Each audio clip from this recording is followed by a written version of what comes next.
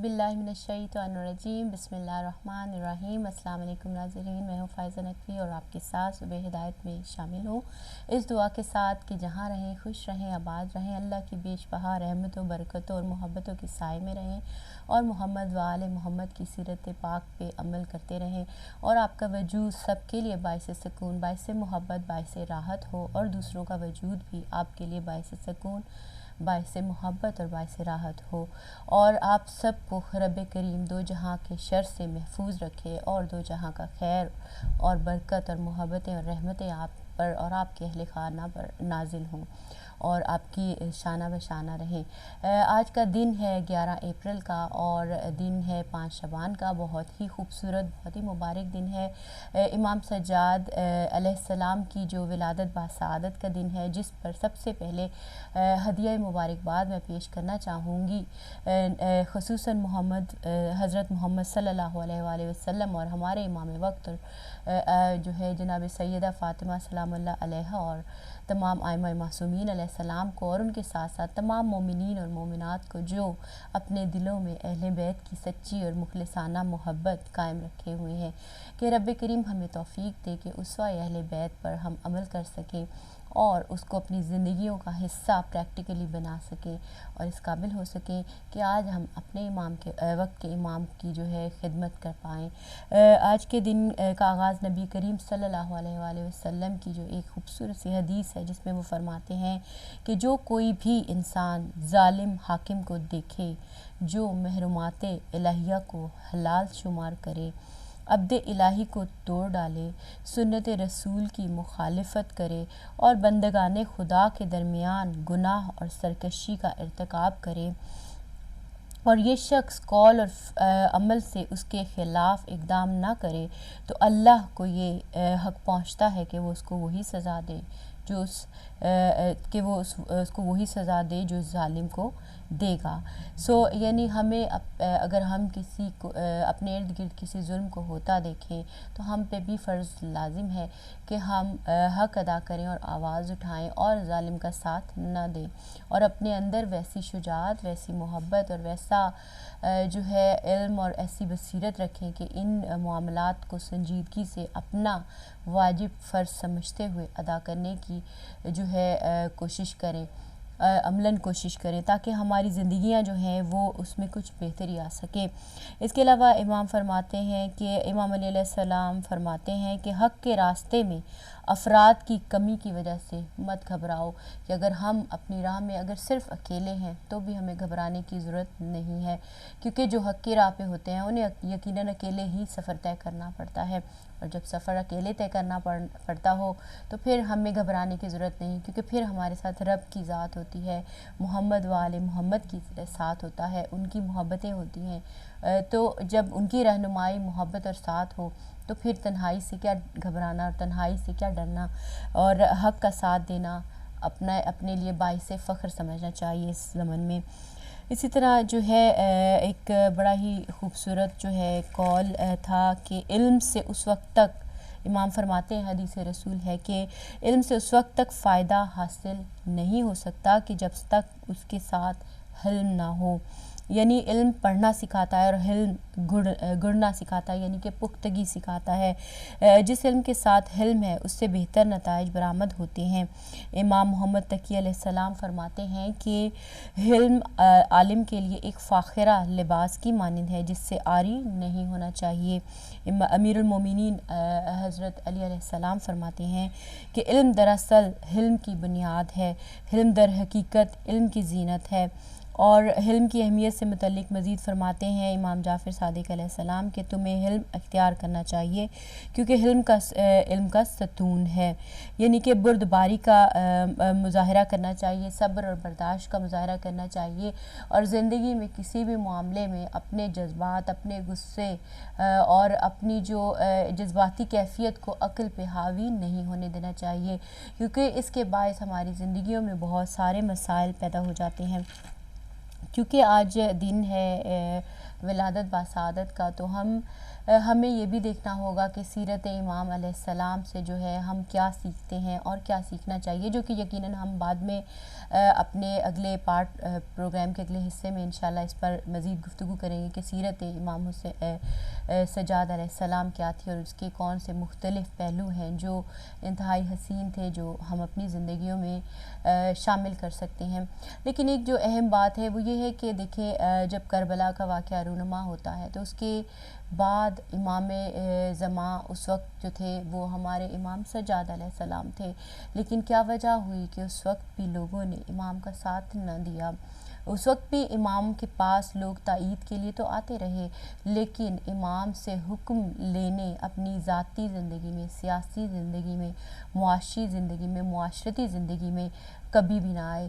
ہر کوئی اپنی بات جو ہے اس کو سچ ثابت کرنے کے لیے، یعنی کہ میں نے ایک عمل انجام دینا ہے یا دینے جا رہا ہوں اور فیصلہ میں آلریڈی کر چکا ہوں، میں نے امام سے پوچھا نہیں، لیکن میں اب جا کر ان کو بس یہ بتانے والا ہوں کہ آپ اس میں تائید کر دیں تاکہ یہ فیصلہ درست ثابت ہو جائے۔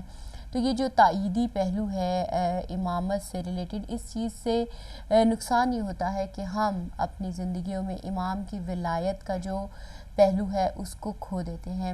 یعنی امام تو ظاہر ہے ہدایت کا سرچشمہ ہے اور ہمارے لیے باعث اطاعت ہیں اور واجب الاطاعت ہے، یعنی ان کا ہر حکم ہمارے ہر زندگی کے ہر پہلو پہ جو ہے اثر انداز ہوتا ہے، لیکن ہم جو ہے اس چیز کو اس انداز سے شاید ابھی تک لے پانے میں جو ہے غفلت برتے ہوئے ہیں۔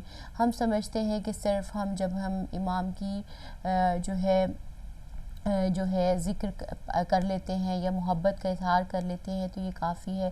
ہمیں آج کے دور میں محبت سے ابھر کر سوچنا ہوگا۔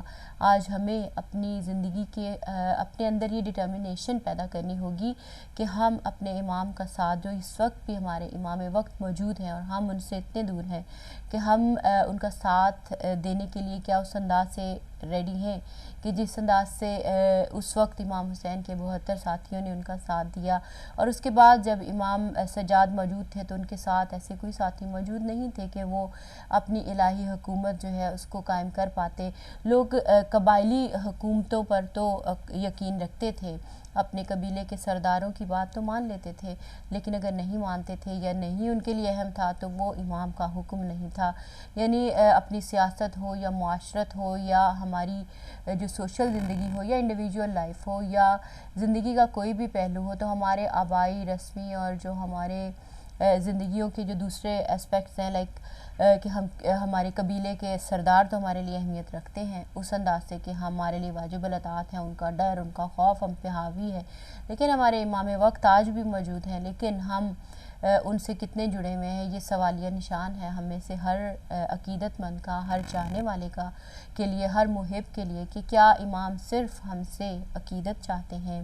کیا امام صرف ہم سے یہ چاہتے ہیں کہ ہم ان کی ایک پرستش کرتے رہیں، آئیں ان کے پاؤں چھوئیں، ان سے دعا لیں اور فارغ ہو جائیں، یا کہ امام کو ہم سے کچھ اور بھی چاہیے؟ اب جس طرح ابھی مولا غازی عباس علیہ السلام کی ولادت باسعادت کل گزری، تو ہم نے ان کی زندگی سے کیا لیا؟ ہم نے ان کی زندگی میں دیکھا، ہم یہ ذکر بھی اکثر سنتے آئے کہ جو مولا غازی عباس جو تھے وہ پانی میں کھڑے ہوئے، انہوں نے اپنا مشکیزہ بھرا، ہاتھ میں چلو میں پانی بھرا اور اس کو واپس دریا میں پھینک دیا، مگر ہم نے اس کو کیا ایز اے سمبل لیا اپنی زندگیوں میں؟ کیا ہم نے اس سے کچھ سیکھا اپنی زندگیوں میں کہ جس وقت ضرورت بھی ہے شدت کی، جس وقت طلب بھی ہے شدت کی، جس وقت پیاس، بھوک اور ہر چیز کا عروج ہے اور آپ پانی پی سکتے ہیں، اور پانی پی کے آپ بہتر آپ سوچ سکتے تھے کہ بھی میں پانی پی لوں، اگر میں پانی پی لوں گا تو میں بہتر اپنے امام کی خدمت کر سکوں گا، میں بہتر بیویوں کی حفاظت کر سکوں گا، میں بہتر کوئی بھی کام کر سکوں گا اس زمن میں۔ لیکن آپ کیا بتا رہے ہیں؟ کبھی اس میسج پہ غور کیا ہے کہ آپ یہ بتانا چاہ رہے ہیں کہ آپ کو اگر بھوک ہو، پیاس ہو، ننگ ہو، آر ہو، آپ کے پاس وسائل کا انبار ہو، آپ اس کے اوپر کھڑے ہوئے ہوں، لیکن آپ ان سے اتنے بے نیاز ہوں کہ آپ ان کی فکر میں نہ ہوں، آپ اس فکر میں نہ ہوں کہ میں اپنا پیٹ بھر لوں، اپنے لیے وسائل اکٹھے کر لوں، اپنے لیے پیسہ جمع کر لوں، بلکہ آپ ان کو ٹھکرا کے اپنے ہدف کی جانب بڑھیں، کیونکہ یہ وہ جرأت ہے، وہ شجاعت ہے جس کو سمجھنے کی آج کے دور میں ہم میں سے ہر جو ہے اہل بیت کے چاہنے والے اور منتظرین امام کو ضرورت ہے، کیونکہ یہ وہ پہلو ہیں جن کو ہم اکثر جو ہے ان سے لا تعلقی اختیار کر لیتے ہیں، کیونکہ اس میں ہمارے لیے عمل کا پہلو آ جاتا ہے۔ جب تک ہماری عملی زندگیوں میں وہ انقلاب برپا نہیں ہوتا جو انقلاب امام حسین علیہ السلام کہہ گئے تھے کہ جو اگر اپنی زندگیوں میں تہذیب نفس کا آغاز اپنی ذات سے کرو، یعنی ہماری اگر ذات، دیکھیے انسان کی جو ذات ہوتی ہے وہ بھی ایک بالکل ریاست کی مانند ہوتی ہے، یعنی کہ میرے وجود میں کس کا حکم چلتا ہے، میرے وجود پہ حکمران کون ہے، میرے وجود میں کون ہے جو اپنی جو ہے بات منوا سکتا ہے، میرے وجود میں کون ہے جو مجھ پر حاوی ہے، یہ ساری وہ چیزیں ہیں، اور کون سا قانون ہے جو اس پہ لاگو ہے، کیا یہ قانون الہی ہے، کیا یہ قانون حسینی ہے، کیا یہ قانون میرا جذباتی ہے، کیا یہ میرا قانون آبائی اور معاشرتی، ثقافتی اور کلچرل ہے، یعنی میری ذات کے اندر جو چیزیں ہیں وہی میں باہر پریزنٹ کروں گا۔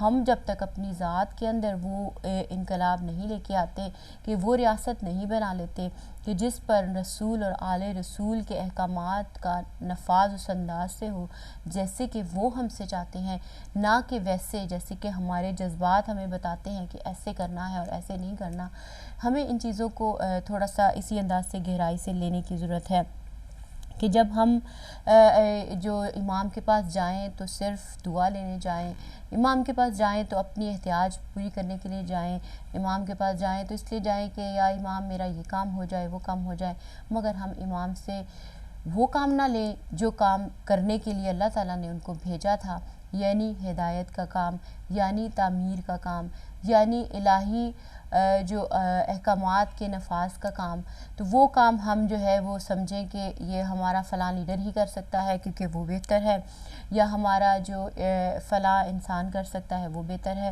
تو یہ چیزیں ہمیں جس طرح ہم دیکھتے ہیں کہ ہماری زندگیوں میں ہر جگہ منافقت موجود ہے، ہم اتنے ہی جو ہے اپنی زندگیوں میں دین کو رکھے ہوئے ہیں جتنا کہ ہمارے فائدے میں جاتا ہے، جہاں تک ہمیں کچھ چینج نہیں کرنا پڑتا، چاہے وہ میری اپنی ذاتی زندگی ہو، چاہے ہم یہ کلیکٹیو ایک بات ہے کہ ہم اپنی زندگیوں میں اسی طرح سے ہیں، ہم اپنے جو ہے ذات میں وہ جہاد نہیں کر رہے کہ جس کے باعث ہمارے اندر وہ برداشت، وہ صبر، وہ شجاعت، وہ بصیرت اور شعور آ سکے کہ جس کے باعث جو ہے ہم اپنے امام وقت کو اس انداز سے سرو کر سکے، اور جس کے باعث اس وقت امام وقت امام زین العابدین جب موجود تھے تو اس وقت کے لوگوں نے جو ہے بھی سرو نہ کیا، اگر کیا ہوتا تو اس وقت امام کی حکومت ہوتی، امام حکمران ہوتے اور جو ہے امام کا حکم چلتا، لیکن ہم نے اماموں کو صرف عقیدت کے جو ہے ایک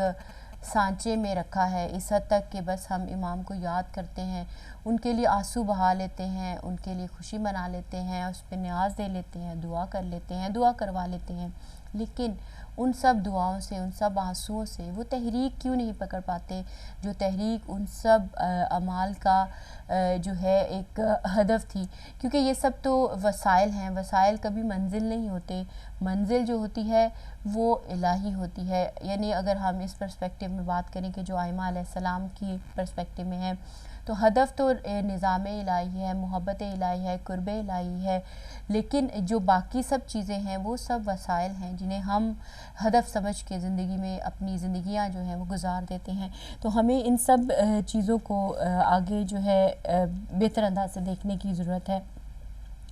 کیا ہمارے امام کو صرف ہماری ہمدردی کے آنسو چاہیے یا ہماری صرف واجبی سی خوشی چاہیے کہ ہم کیک کاٹ لیں خوش ہو جائیں؟ نہیں، امام کو ہماری ہمدردی کے آنسو نہیں چاہیے، ہمارے امام کو ہماری جو ایک رسمی خوشیوں کے یا عقیدت کی بیس پہ منائی گئی خوشیوں کے جو وہ میلاد نہیں چاہیے، بے شک وہ ہماری زندگیوں کا حصہ ہیں، ان کی اپنی خوبصورتی ہے، ان کی اہمیت ہے، اس سے ہم ڈینائی نہیں کر رہے، لیکن انہیں ہم سے کیا چاہیے؟ ہم یہ کہتے ہیں کہ آج بھی فضا میں جو ہے یہ آواز امام حسین کی بلند ہے کہ حل من ناصر ینصرنا، تو جب یہ بات ہم کہتے ہیں کہ آج بھی یہ آواز بلند ہے، تو امام سجاد علیہ السلام کے وقت پہ بھی یہ آواز بلند تھی اور آج بھی یہ آواز بلند ہے، تو کیا چاہیے؟ امام کیا کہہ رہے ہیں؟ امام کہہ رہے ہیں حل من ناصر ینصرنا، کہ کوئی ہے جو میری مدد کرے، کوئی ہے جو میرا ساتھ دے، کوئی ہے جو میرا ناصر بننا چاہتا ہو۔ تو یقین کیجئے آج امام وقت بھی یہی کہہ رہے ہیں کہ کوئی ہے جو ان کا ناصر بننا چاہتا ہو، کوئی ہے جو ان کا ساتھ دینا چاہتا ہو، کوئی ہے جو ان کے لیے تڑپ رکھتا ہو، کوئی ہے جو ان کے لیے تکلیف محسوس کرتا ہو، کوئی ہے جو ان سے پیار کرتا ہو، کوئی ہے جو ان کے لیے کچھ اپنی زندگی میں اپنا سب کچھ ان کے لیے داؤ پہ لگا سکنے کی جو ہے شجاعت اور بصیرت رکھتا ہو۔ اب اس چیز کو ہم جذباتی انداز سے مت لیں، اس چیز کو عقلی اعتبار سے لیں، اور وہ عقل تب آئے گی جب ہمارے اوپر سے جذبات ہٹیں گے، جب ہم اپنے شعور کو علم سے آراستہ کریں گے، جب ہم اپنے اندر وہ نفاست، وہ خوبصورتی، وہ طہارت لے کے آئیں گے کہ جس میں کسی بھی انسان کے لیے نفرت، بغض، کینہ، بد کرداری، برائی نہ ہو، کہ ہم اتنے مضبوط ہوں کہ ہم برائی کرنے کا اچھائی جو ہے ہمارے پاس ضرورت بھی ہو، ہمارے پاس ماحول بھی ہو، ہمارے پاس سب کچھ موجود ہو، مگر ہمارے کردار میں اتنی پختگی ہو، اتنی جو امام سے اٹیچمنٹ ہو کہ ہمیں کوئی ہمارے جو ہے ہمارے جو ہدف سے ہٹا نہ سکتا ہو، تب ہم اپنے امام کا ساتھ دے پائیں گے، تب ہم اس قابل ہو سکیں گے کہ اپنے امام کے کام آ سکیں۔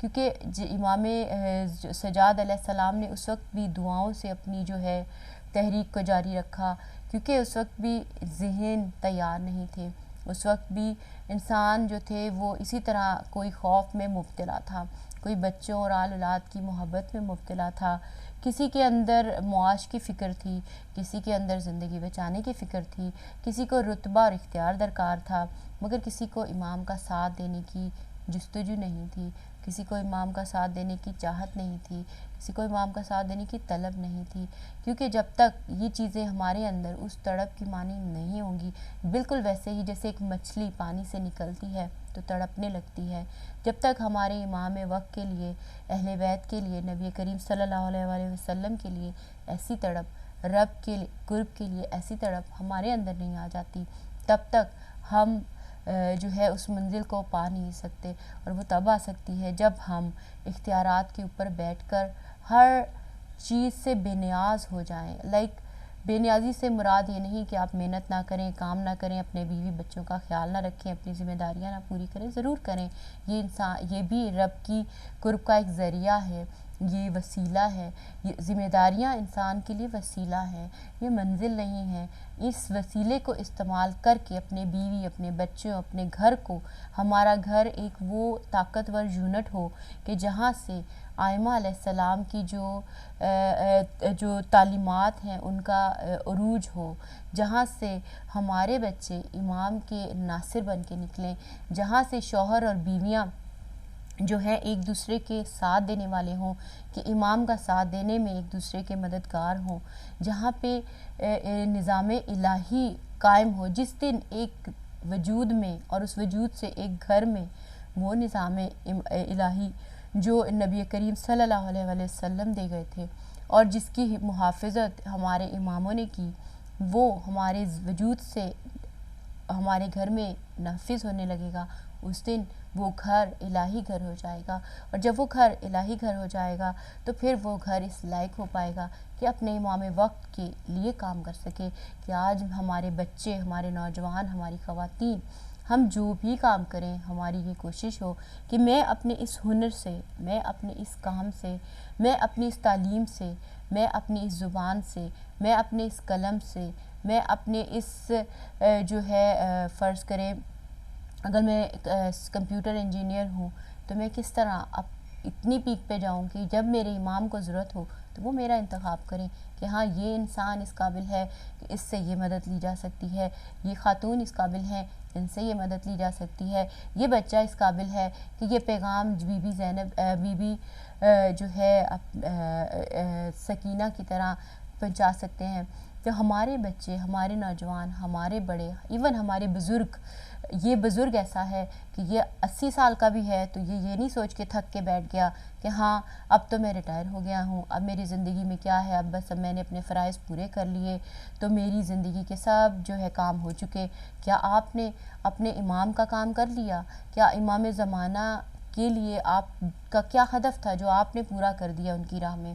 کیا ایسا کام کیا جو آپ میں اور آپ اپنے امام کے سامنے پیش کر سکتے ہیں کہ یا امام ٹھیک ہے ہمارے کردار کمزور تھے، ہمارے عمل کمزور تھے، ہم بہت کمزور تھے، لیکن جو ہے یہ چھوٹی معمولی ترین جو کوشش ہے یہ خالصتاً میں نے آپ کے لیے کی، یعنی آپ کے لیے کی، یعنی اپنے نبی مکرم صلی اللہ علیہ وسلم کے لیے، یعنی اپنے رب کے لیے کی. تو یہ کیا کبھی یہ سوال ہم نے اپنے آپ سے پوچھا ہے؟ کیونکہ جب تک یہ سوال ہم روز اپنے آپ سے نہیں پوچھیں گے، اس سوال کے آئینے میں ہم خود نہیں اپنے آپ کو دیکھیں گے، ہم کبھی اپنے آپ کو وہ جہد نہیں دے سکتے جو جہد صرف جو ہے ہمارے محافل میں یا مجالس میں جو ہے شامل ہونے سے ممکن نہیں ہو پائے گی. آج ہمارا چونکہ ٹاپک ہے اسوہ امام سجاد علیہ السلام، تو اس ٹاپک پہ ہمارے ساتھ بات کرنے کے لیے ہماری بہت ہی پیاری اور بہت ہی محترم گیسٹ جو ہیں وہ امریکہ سے موجود ہیں. انہوں نے خصوصاً ہمارے لیے ٹائم نکالا ہے. اس وقت بہت لیٹ نائٹ ہے مگر ان کی ہم بے حد ممنون اور مشکور ہیں کہ جو ہے وہ ہمارے ساتھ شامل ہوئی ہیں. وہ ورلڈ وائڈ جو ہے مجالس پڑھتی ہیں اور خطبات دیتی ہیں اور اپنے دین جو مبین ہے اس کی جو ہے پریچنگ جو ہے وہ بہترین انسپریشنل انداز سے کرتی ہیں. ہمارے ساتھ موجود ہیں ذاکرہ شائروز جعفر دھلا. آپ جو ہے ایوارڈ وننگ انٹرنیشنلی نون جو ہے وہ ذاکرہ ہے. آپ انگلش، اردو اور گجراتی اور جو ہے اس میں بھی لیکچر دیتی ہیں. آل اوور دا ورلڈ جو ہے آپ جو ہے اس کام کے لیے جاتی ہیں اور یقیناً ان کے گھر اور ان کی ماشاءاللہ بچیاں بھی ان کے ہی نقش قدم پہ ہیں. اللہ تعالیٰ ان کی توفیقات میں مزید اضافہ فرمائے. السلام علیکم سسٹر ذاکرہ شائروز جعفر دھلا، آپ کو خوش آمدید کہیں گے اور امام کی ولادت باسعادت پہ بہت بہت مبارکباد دیں گے اور آپ سے جاننا چاہیں گے کہ امام جو ہے زین العابدین علیہ السلام کی ذات سے وہ کون سے خوبصورت پہلو ہیں جو ان کے اسوہ سے ہم لے سکتے ہیں، وہ کون سے پہلو ہیں جن سے آپ انسپریشن لیتی ہیں بحیثیت ذاکرہ، بحیثیت انسان جو ہے، بحیثیت ماں، آپ جس انداز سے بھی آپ اس کو لے، آپ کیا کہیں گے ان کی شان میں، ان کی جو ہے فضائل میں؟ وعلیکم السلام. بہت بہت شکریہ کہ آپ نے ہمیں موقع دیا کہ اس پرسنالٹی پہ کچھ گفتگو کر سکیں. بہت ہی خوبصورت ٹاپک ہے، جتنا ہم کہیں اس امام کے بارے میں کم ہے. اور آج بہت مبارک دن ہے ماشاءاللہ، ان کی ولادت ہم منا رہے ہیں پوری دنیا میں. اور ماشاءاللہ سب جس طرح جو تعداد سے سب آ رہے ہیں امام کو امام کی ولادت منانے کے لیے، ماشاءاللہ قابل داد ہے. اور ماشاءاللہ آج آپ کا برتھ ڈے بھی ہے، تو یہ ایک خوبصورت کوئنسیڈنس. انگلش ڈیٹ آج ہے، رائٹ؟ تو ہیپی برتھ ڈے آپ کے لیے. بہت شکریہ، آپ کی محبتوں کے لیے بہت شکر گزار ہوں. جی ہماری دعا ہے کہ اللہ سبحانہ وتعالیٰ آپ کو اور علم میں اضافہ بھی دے اور آپ کو بہت ساری ترقی ہو، کامیابی ہو اور آپ کی سب حاجتیں پوری ہو اس مبارک دن پہ. یہ دعا ہے آپ کے لیے اور خدا آپ کو کوئی غم میں نہ رلائے سوائے غم حسین. بہت بہت شکریہ سسٹر آپ کا، ہم آپ کی محبتوں کے لیے بہت شکر گزار ہیں. تو آپ نے بہت خوبصورت سوال پوچھا کہ ان کی لائف سے کیا انسپریشن ملتا ہے. کیونکہ ماشاءاللہ ان کی زندگی کے بارے میں میں نے کافی پڑھا ہے. ایک بہت خوبصورت کتاب ہے علامہ باقر الفراشی کی، جنہوں نے سب اماموں پہ بایوگرافی لکھی ہے. تو اس کتاب میں آپ کو ان کی سب اسپیشلی چوتھے امام کی جو کتاب ہے ان کے بارے میں، تو ان کی سب لائف کی ہسٹری اور ان کی دعائیں اور انہوں نے ان کے جو خوبصورت حدیثیں ہیں اور یہ سب کا ذکر کیا ہے. جب یہ کتاب پڑھا میں نے تو سب سے بڑی بات تو یہ نظر آئی کہ وہ امام جنہوں نے اتنا سارا ظلم دیکھا اور جنہوں نے بہت آنسو بہائے ہیں پوری زندگی، اگر کسی کو حق تھا کہ کہ ان کے دل میں بدلے کی آگ ہو تو وہ یہ امام تھے، لیکن انہوں نے کبھی نہ بدلہ چاہا، نہ کسی کے ساتھ کبھی ظلم کیا ہے، بلکہ ہمیشہ کسی پہ اگر ظلم ہوتا تھا تو وہ رو پڑتے تھے. اور جو مشہور واقعہ ہے کہ اگر کوئی جانور کو بھی دیکھا کہ ذبح ہو رہا ہے تو پوچھتے تھے کہ صرف تم نے پانی پلایا کہ نہیں. تو یہ ان کی پرسنالٹی بالکل جینٹل تھی اور ہمیشہ معاف کر دیتے تھے. مشہور واقعہ یہ بھی ہے کہ کربلا کے one of the most cruel people of Karbala کے واقعے میں ان کو بھی امام نے ایکچولی پناہ دی اپنے گھر میں اور اس کی فیملی کو بھی. اور اس شخص نے جب پوچھا کہ امام شاید آپ نے ہمیں پہچانا نہیں، تو امام نے جواب دیا کہ ہم نے یقیناً تمہیں پہچان دیا ہے، لیکن ہم جب تمہارے مہمان تھے تو تم نے ہمارے ساتھ یہ سلوک کیا، اور یہ ہم بتانا چاہ رہے ہیں تمہیں کہ ہم مہمان کے ساتھ کس طرح سلوک کرتے ہیں اور کس طرح کوئی مظلوم غریب الوطن ہو تو اس کے ساتھ کیسا کرتے ہیں. سب سے بڑا انسپریشن تو یہی ہے کہ امام نے کبھی بدلہ نہ چاہا، نہ کبھی کسی پہ ظلم ہوا تو خوش ہوئے ہیں خدا نہ خواستہ. اور یہ جو آنسو بہا کے سکھایا ہے لوگوں کو، ایک بہت مختلف قسم کی اسٹریٹجی، کیونکہ پولیٹیکلی اگر ہم دیکھیں تو بہت مشکل کا وقت تھا اور بہت خطرہ تھا امام کی لائف پہ بھی، ان کی فیملی پہ بھی. جو بچے تھے وہ بہت مشکل سے بچے، لیکن لوگ کوشش کر رہے تھے کہ اس کے کربلا کے بعد بھی اہل بیت علیہ السلام کا نام و نشان مٹا دیں. لیکن امام نے ایک بہت خوبصورت اسٹریٹجی استعمال کی، آنسوؤں کے ذریعے تبلیغ کی. انہوں نے نہ کوئی انقلابی قسم کی اسپیچ دی ہے، بلکہ جب زور زور سے روتے تھے تو لوگ پوچھتے تھے کہ آپ کیوں رو رہے ہیں، ایک جوان کو دیکھ کے ایک مرد رو رہا ہے. تو یہ سب پوچھتے تھے کہ کیوں، یہ کیا ہوا ہے کہ آپ ایسے رو رہے ہیں. تو پھر کربلا کا واقعہ کا ذکر کر کے سمجھا کے لوگوں کو کہ یہ ہوا ہے، اس طرح تبلیغ کی ہے امام نے. یہ آنسو ان کے انقلابی آنسو تھے ایکچولی، یہ کوئی مجبوری یا کوئی مظلوم کے آنسو نہیں تھے. بے شک وہ بہت غم منا رہے تھے اور سوگ میں تھے، لیکن اہل بیت علیہ السلام تو ان کو معلوم تھا کہ یہ سب کس طرح صبر کرتے ہیں. ان کے آنسو انقلابی تھے، لوگوں کو ایک بات پہنچانے کے لیے، ایک پیغام پہنچانے کے لیے، لیکن آنسوؤں کے ذریعے.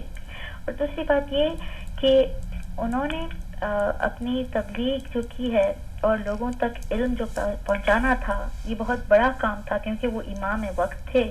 بہت ہی بڑی ذمہ داری تھی ان پہ، کیونکہ پنجتن کا خاتمہ جب ہوا ہے تو اس کے بعد ایک فاؤنڈیشن شیک ہو گیا تھا، اور بہت ایک سب سے بڑا کام تھا کہ غم بھی منائیں ایک شہدائے کربلا کا.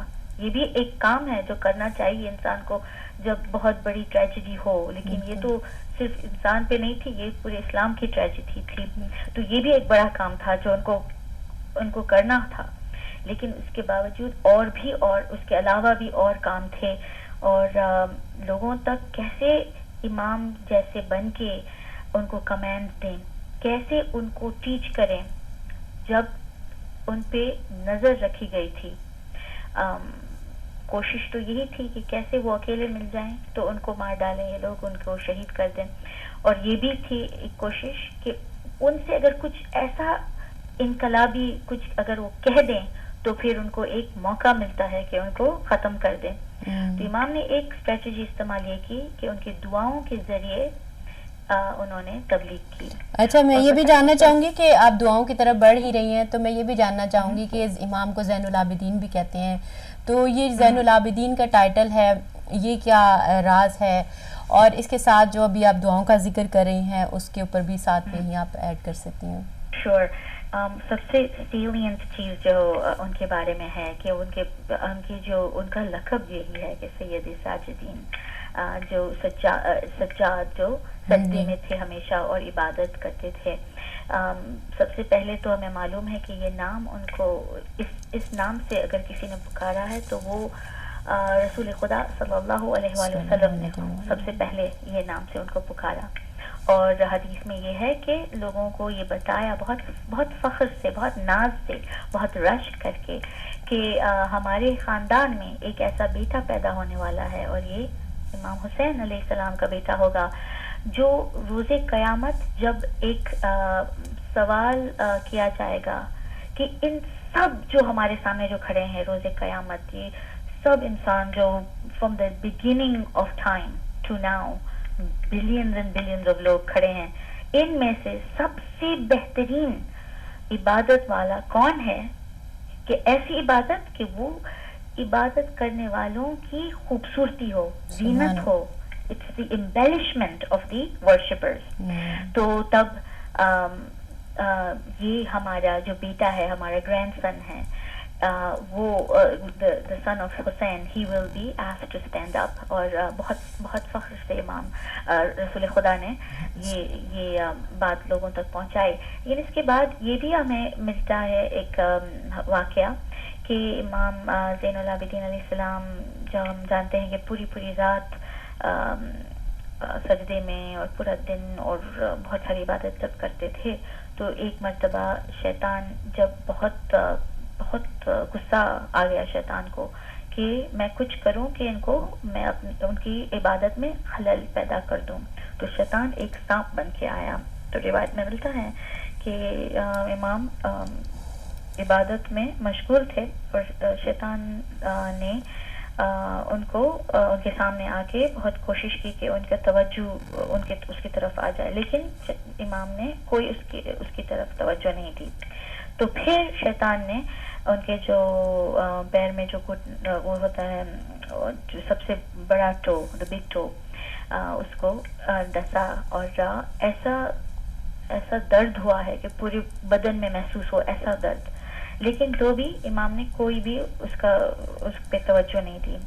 لیکن جب ختم ہوئی ہے عبادت تو پھر دیکھا تو یہ شیطان ہے, تو امام نے اس پہ لعنت بھیجی اور کہا کہ اعوذ باللہ من الشیطان الرجیم, دور ہٹ جاؤ اے شیطان ہم سے, اور پھر واپس عبادت کرنے لگے. تو اس وقت اللہ سبحانہ و تعالیٰ نے ایک فرشتہ بھیجا جس نے 3 بار پکارا کہ اے زین العابدین, بے شک آپ عبادت کرنے والوں کی زینت ہیں, you are the adornment or the embellishment of the worshippers.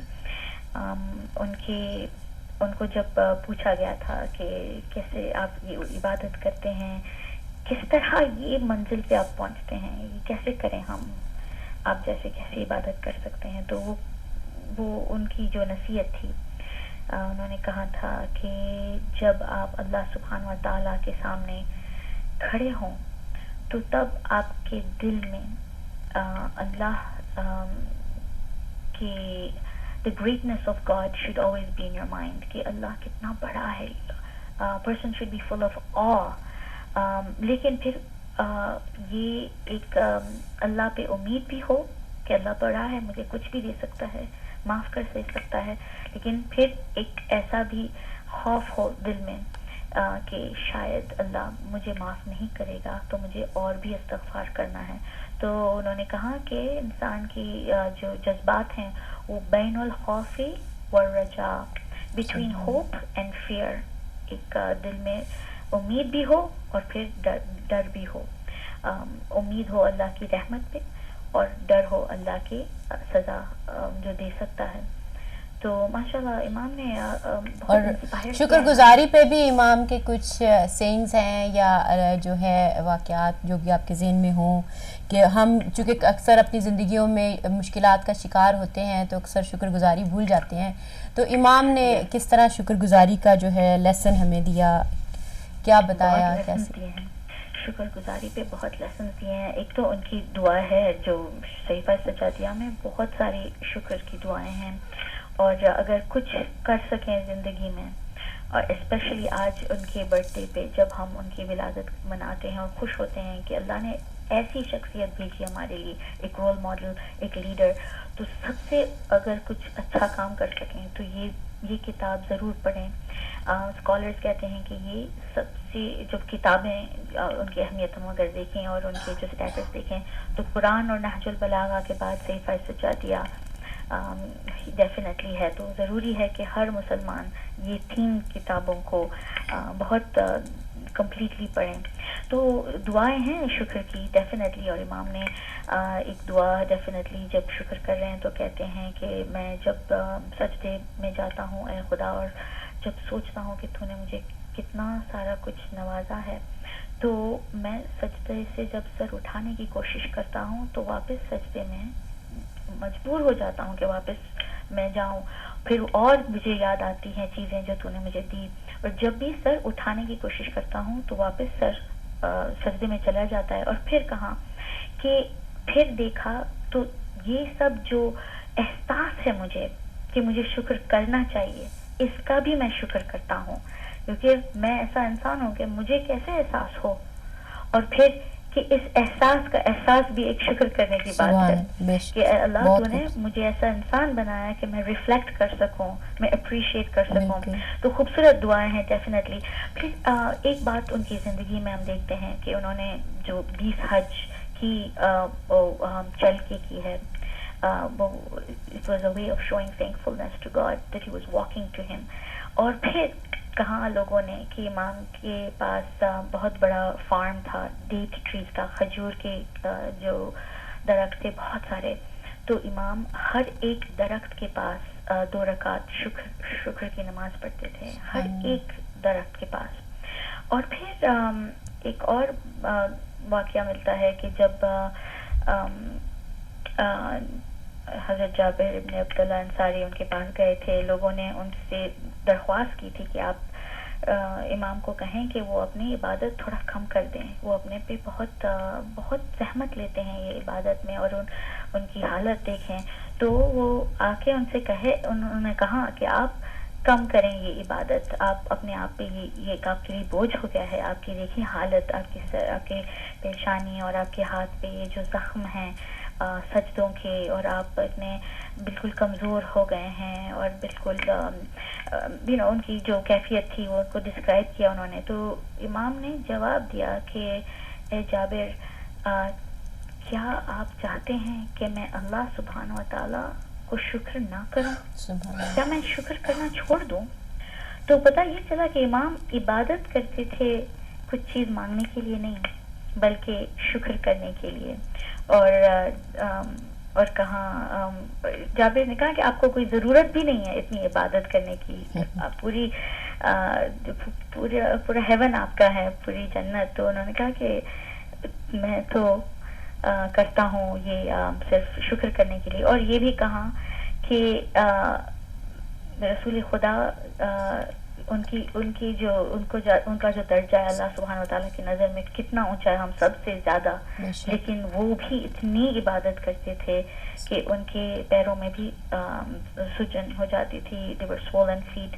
So and he also praised کہ امام علی علیہ السلام کی عبادت ہم سے زیادہ تھی, کئی زیادہ, تو ہم تو کچھ بھی نہیں ہیں ان کے کمپیریزن میں. تو his gratitude always the thankfulness was always very salient thing about him definitely. اور یہ چیز ہمیں آپ کو نہیں لگتا کہ یہ بھی سکھاتی ہے کہ جب ہم پہ مشکل آئے یا ہم آزمائش میں مبتلا ہوں, کیونکہ آئمہ کی سیرتوں سے تو ہمیں یہی چیز ملتی ہے کہ جب بھی ان پہ آزمائش آتی ہے تو آپ اور شکر ادا کرتے ہیں. تو آپ کا اس پہ کیا پرسپیکٹیو ہے کہ آپ کیا سمجھتی کہ یہ شکر کرنا آزمائشوں پہ بھی شکر کرنا ہی ہوگا یا کچھ اور؟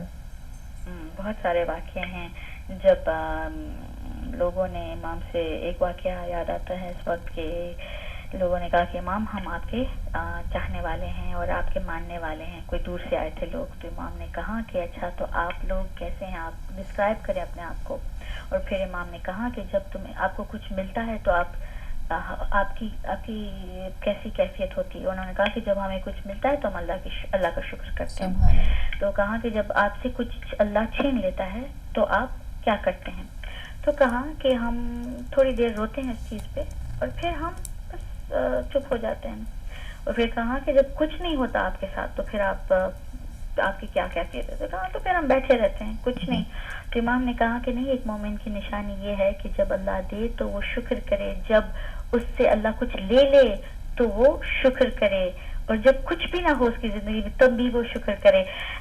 کیونکہ یہ جو آپ نے ڈسکرائب کیا ہے کہ جب اللہ کچھ لے لیتا ہے تو آپ تھوڑی دیر روتے ہیں اور پھر آپ چپ ہو جاتے ہیں، سہمے بیٹھے رہتے ہیں، تو یہ تو مدینے کے کتے اس طرح کرتے ہیں کہ جب ان کو کچھ ملے تو وہ دھوم ہلا کے خوش ہوتے ہیں، جب کوئی کچھ لے لیتا ہے تو زور زور سے روتے ہیں، اور جب کچھ نہیں ملتا تو بیٹھے رہتے ہیں.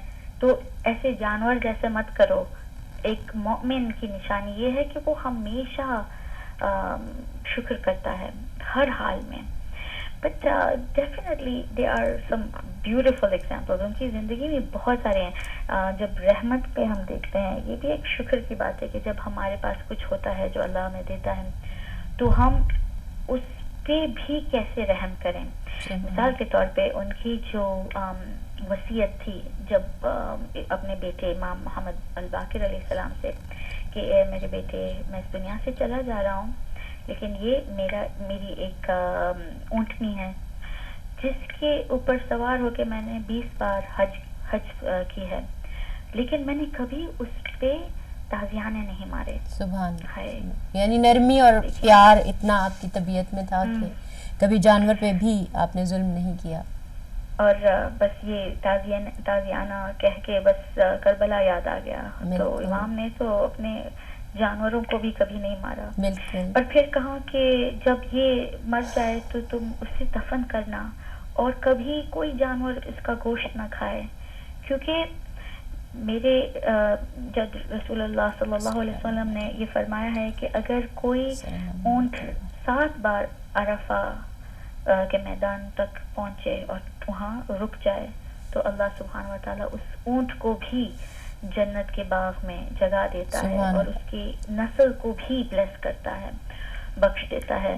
تو سبحان اللہ، اٹس این ایکسپلینیشن کہ حج کرنے سے کتنا ایک جانور کے لیے بھی ہو جاتا ہے. بالکل، بہت خوب. میں یہ بھی جاننا چاہتی ہوں کیونکہ ابھی آپ بات کر رہی تھی کربلا کی، تو میں یہ جاننا چاہوں گی کہ ہم اکثر امام کو مظلوم اور بیمار کے طور پہ پیش کرتے ہیں، تو کیا وہ واقعی اتنے ہی پاورلیس تھے، اتنے ہی مظلوم تھے، اتنے ہی بیمار تھے؟ اس پہ کیا آپ کی رائے ہے اور اس پہ آپ کیا کہنا چاہیں گے؟ بہت خوبصورت سوال ہے یہ، کیونکہ ڈیفینیٹلی ہم ان کو بیمار کربلا اور یہ سب یہ ان کے، لیکن ہم بھول جاتے ہیں کہ یہ صرف کربلا میں بیمار ہوئے تھے اور اللہ کی یہ مصلحت تھی ان کو بچانے کے لیے.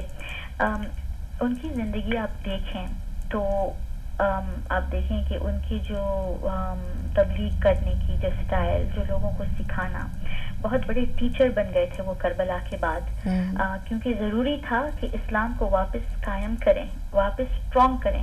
یزید کے بعد اسلام بس مٹنے ہی والا تھا. امام حسین نے بچایا ہے، لیکن ضروری تھا کہ جو باقی رہے ہیں اب اسلام کو زیادہ روشنی دے. بچ گیا تھا اسلام، لیکن اب کون اس اسلام کو پہنچائے لوگوں تک. تو he became a great teacher, اور ان کے جو اسٹوڈنٹس تھے وہ سب اسکالرز بنے ہیں، اور انہوں نے یہ ایک فاؤنڈیشن سیٹ کیا کہ جب 5ویں امام محمد باقر، جن کا علیہ السلام ان کا جو لقب ہے کہ وہ جو علم کو پھاڑ کے زمین سے نکالتا ہے، جیسے ایک when the cow for example breaks through the ground, right, with when we do the farming. تو اس طرح یہ 5ویں امام نے یہ کام کیا ہے کیونکہ 4تھے امام نے یہ فاؤنڈیشن سیٹ کیا تھا، اور ان کے اسٹوڈنٹ سب اسکالرز بنے تھے. اور ہمیں یہ بھی ملتا ہے کہ ان کے جو غلام تھے اور کنیز تھے وہ سب حافظ قرآن تھے. تو ان کو ٹرین کرتے تھے، وہ اپنے سلیوز کو ٹرین کرتے تھے، ان کو بڑے عالم دین بناتے تھے، ان کو اسکالرز بناتے تھے، اور پھر ان کو رہا کرتے تھے. And we find in history that ان کا سب سے بڑا ایک پلان تھا، ان کا یہ مقصد یہ تھا کہ وہ چاہتے تھے کہ سلیوری کو بالکل ابالش کر دیں. ہسٹورینز کہتے ہیں کہ اگر وہ زیادہ زندہ رہتے تو ان کے وقت میں ہی slavery could have been wiped out، کیونکہ وہ ان کا یہ کام تھا کہ وہ سلیوز کو ٹرین کر کے ان کو فری کرتے تھے. تو ان کی زندگی آپ دیکھیں، ایک ٹیچر، ایک لیڈر، ایک امام، اور پھر کربلا کے واقعے پہ بھی رونا اور مجلس سے حسین کو وفا کرنا. پھر جورسپروڈنس میں ان کی بہت تعریف ہوئی ہے کہ ان کی نالج تھی اتنی جورسپروڈنس میں اور قرآن کی تفسیر اور طویل ایکسپلینیشن میں اور تھیولوجی میں، فلاسفی میں، ایجوکیشن میں، سوسیولوجی میں. امام نے اسپیشلی اسلامک ایتھکس پہ بہت توجہ دی، کیونکہ ان کا یہ سوچنا تھا کہ اسلامک ایتھکس بالکل کولیپس ہو جائے گا اگر اس پہ توجہ نہ ہو. کیونکہ کربلا کے بعد جو مدینے میں ہوا ہے اور ہسٹری میں ہوا ہے، بہت ہی ٹیربل ٹائمز ہوئے ہیں کربلا کے بعد. کوئی سب جاہل ہو گئے تھے واپس، اور it was a time of great revolution. تو اس وقت اگر اسلامک ایتھکس پہ توجہ نہ ہوتی تو اسلام میں جو اخلاق ہے وہ بالکل مٹ جاتا. اٹ واز اے ٹائم جب امید اور خارجی جو امام علی علیہ السلام کو چھوڑ کے سپلٹ ہوئے تھے، یہ سب آپس میں بھی لڑائی کر رہے تھے. دوسری پارٹیاں بھی آئی تھی، لاٹس آف ٹربولنس تھا، ریولیوشن تھا، ریوولٹ تھا. مختار کا بھی ریولیوشن، اور پھر الزبیر بھی اس وقت آئے. تو یہ سب ہو رہا تھا. ایسے وقت میں امام نے اپنے آپ کو بچایا بھی ہے، علم کو بھی بچایا ہے، سکھایا ہے لوگوں کو. اور ایسے میں اس کے علاوہ امام نے عبادت بھی اتنی کی ہے کہ پوری رات سجدے میں، پورا دن سجدے میں. تو if you think about it, how does a person, if we say کہ وہ پورا دن روتے تھے، 40 سال روئے ہیں، اگر کوئی رو رہا ہو تو یہ سب اور بھی کر سکتا ہے. بہت پاورفل تھے. ہم نہیں کہہ سکتے کبھی کہ وہ پاورلیس تھے، مظلوم تھے.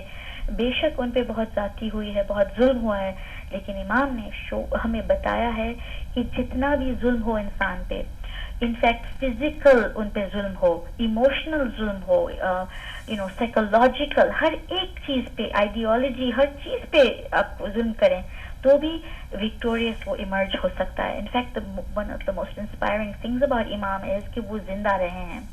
اگر کوئی عام انسان ہو تو اس کو نہ جینا چاہیے کہ کوئی چاہے کہ وہ جیے، نہ وہ چاہے کہ وہ کسی سے بات کرے یا کچھ لکھے یا کچھ بولے. لیکن آپ صحیفہ سجادیہ کی دعائیں جب دیکھیں تو اتنی انسپائرنگ، اتنی اسپرچول، اتنی خوبصورت دعائے مکارم الاخلاق فار ایگزامپل، جو خوبصورت دعا اباؤٹ کانٹیکٹس، کہ خدا جو مجھ پہ ظلم کرے تو ایسا کر کے میں اس پہ رحم کروں، جو میرے ساتھ قطع رحم کرے تو ایسا کر کے میں ہمیشہ اس کے ساتھ صلۃ الرحم کروں، جو منہ پھیر دے مجھ سے میں اس کی طرف جاؤں. That is an amazing thing for a person who has been oppressed in every way, who had every right to be bitter. لیکن امام نے ہمیں بتا دیا کہ ظلم کے بعد بھی انسان بٹر نہیں، اگر چاہے تو نہ ہو سکے، وہ انفیکٹ اللہ سے اور بھی قریب آ سکتا ہے اور بھی خوبصورت ہو سکتا ہے. آئی نو کہ our time is running out، لیکن ایک بات نہیں، میں ابھی آپ سے آپ جو بات شیئر کرنے جا رہی ہیں اس کے ساتھ میں چاہتی ہوں کہ آپ کچھ ان کی اسکلز اور نالج، کچھ تو آپ نے مینشن کیا، اگر کچھ اور بھی ہیں تو وہ بھی آپ اس میں ایڈ کر سکتی ہیں کہ کیا ان کے پاس اسکلز تھیں، کیا نالج تھا. اور ماشاء اللہ آپ نے بہترین بتایا کہ کس قدر پاورفل شخصیت تھی آپ کی، کہ آپ نے کس طرح دین کی خدمت کی اور اپنے ہدف کو نہیں چھوڑا. انہوں نے بہت ہی، ان کی جو نالج ہے انکریڈیبل نالج ہے. ایک امام کی حدیث ہے کہ بیماری اگر آپ دیکھیں تو سب سے بری بیماری ہے جب دل بیمار ہو جاتا ہے انسان کا. he was saying کہ یہ اگر بدن چور چور ہو جائے بیماری سے تو کوئی گلہ مت کریں، کوئی شکایت نہ کریں، بس یہ چیز سے ڈریں کہ آپ کا دل بیمار نہ ہو جائے. اس کا مطلب ہے کہ کسی سے نفرت نہ ہو، کسی سے مقابلہ نہ ہو، جیلسی نہ ہو، یہ سب چیزیں دس از what kills a person. اور پھر کہاں کہ اگر کوئی ہم کہیں کہ پاورٹی میں ہے، بیچارہ غریب ہے، تو کہاں کہ غریبی وہ نہیں ہوتی کہ انسان کے پاس پیسے کم ہو جائیں، یہ غریبی نہیں ہے. سب سے بڑی غریبی ہے کہ اس کا دل مر جائے، اس کے دل میں کسی کے لیے رحمت نہ ہو، کسی کے لیے محبت نہ رہے باقی. Showing us that in human being, everything that a human being has is their emotion for somebody. The sickness of the heart is what kills a person. یہ ایک بات میں نے ان کی دیکھی کہ جب لوگوں کو سکھاتے تھے نا تو ایگزامپل سے سکھاتے تھے. دیکھیں آپ کسی کو اگر کہیں کہ کسی کو اب جانور کو ذبح کر رہے ہیں تو ضرور پانی دیں, that's a cold clinical way of explaining something. لیکن جائیں کسی کے پاس جب بچر جب کاٹ رہا ہو, اس ذبح کر رہا ہو اس جانور کو, اور تب رو کے کہنا کہ اس کو پانی دیا ہے تم نے, تو یہ ایک اٹس کالڈ پریکٹیکل ٹیچنگ. ایک واقعہ آپ کے سامنے پیش کرنا چاہتی ہوں کہ ہاؤ ہی ٹاٹ اباؤٹ گاڈ. ٹھیک ہے, یہ ان کی ایک اسٹائل تھی کہ ماہ رمضان میں, اور ماہ رمضان اب آ رہا ہے تو یہ واقعہ بہت اچھا ہے کہ پورے مہینے میں یاد کریں اس کو. میں خاص اس کو بہت یاد کرتی ہوں ہمیشہ ماہ رمضان میں. ایک بار جب پڑھ لیا تو دل کو چھو لی یہ بات. تو ماہ رمضان میں امام کی ایک عادت تھی کہ پورے مہینے میں وہ اپنے کنیزوں کو اور غلاموں کو کبھی نہ ڈانٹتے تھے, نہ ٹوکتے تھے, نہ ان کی کوئی خامیاں کا اظہار کے کچھ بھی نہیں, ان کو چھوڑ دیتے تھے. لیکن ان کا سب نام لکھ لیتے تھے کہ انہوں نے کیا کیا ہے. اوکے, اور پوری ایک کتاب بنتی تھی ہر ایک غلام اور کنیز پہ. پھر رات جب آخری آتی تھی ماہ رمضان کی, اب عید کا چاند کے انتظار ہے, تب ان سب کو وہ لائن میں کھڑا کر دیتے تھے, اور پھر ہر ایک کی کتاب آتی تھی اور کہتے تھے کہ تمہیں اے فلانے فلانے شخص, تمہیں معلوم ہے تم نے اس دن کو یہ کیا تھا, یہ تم نے کرائم کیا تھا, یہ غلطی کی تھی. تو وہ شرمندہ ہو جاتے تھے, یہ امام آپ کو پتا ہے ہم نے یہ سب کیا ہے, آپ کو پتا چل گیا تھا. کہاں بے شک, اور ہم نے تمہیں اس دن سزا نہیں دی تھی, تمہیں یہ بھی یاد ہے. کہاں بے شک, آپ نے ہم نے چھوڑ دیا. تو امام کہتے تھے کہ سب کو اس طرح ان کے گناہ کا اظہار کرواتے تھے, سب شرمندہ ہو کے سب اپنے سر کو جھکا لیتے تھے. اور پھر امام کہتے تھے, اور یہ کہتے تھے کہ بے شک امام ہم نے یہ گناہ کیا ہے اور آپ ہمیں معاف کر دیں. تب امام کہتے تھے کہ تمہارے رب نے بھی اسی طرح تمہارے ہر ایک گناہ کو لکھ دیا ہے. سبحان اللہ. اور اگر وہ چاہے تو اس وقت سب کو ختم کر دیں, جیسے میں تم سب کو ختم کر سکتا ہوں. میرا حق ہے, تم میرے غلام ہو, میں تمہیں بالکل تمہیں ختم کر سکتا ہوں, تمہیں سزا دے سکتا ہوں, اور میرا حق ہوگا. لیکن اس وقت میں تمہیں چھوڑ دے رہا ہوں. اور اسی طرح اللہ سبحانہ و تعالی روز قیامت سب کو کھڑا کروائے گا, پھر وہ بھی معاف کر سکتا ہے اور کر دے گا. جیسے میں ایک انسان ہوں اور تمہیں معاف کر دیتا ہوں, ایک امام ہوتا ہوں لیکن تو بھی معاف کر دیتا ہوں, اسی طرح اللہ سبحانہ و تعالیٰ بھی اس مہینے میں تم سب کو معاف کرے گا. لیکن ضروری ہے کہ تم معافی مانگو, ضروری ہے کہ تم اپنے گناہ کا اظہار کرو, اور پھر ہاتھ بلند کر کے دعا جو وہ کرتے تھے, سب کو رلاتے تھے یہ کہہ کے کہ اے اللہ تم نے ہم پہ حکم کیا کہ ہم لوگوں کو معاف کریں. اب بارے الہ ہم نے سب کو معاف کیا, سب کی غلطیوں کو معاف کیا, اب تو بھی اے اللہ ہمیں بھی معاف کر دے, کیونکہ تو سب سے بہترین معاف کرنے والا ہے.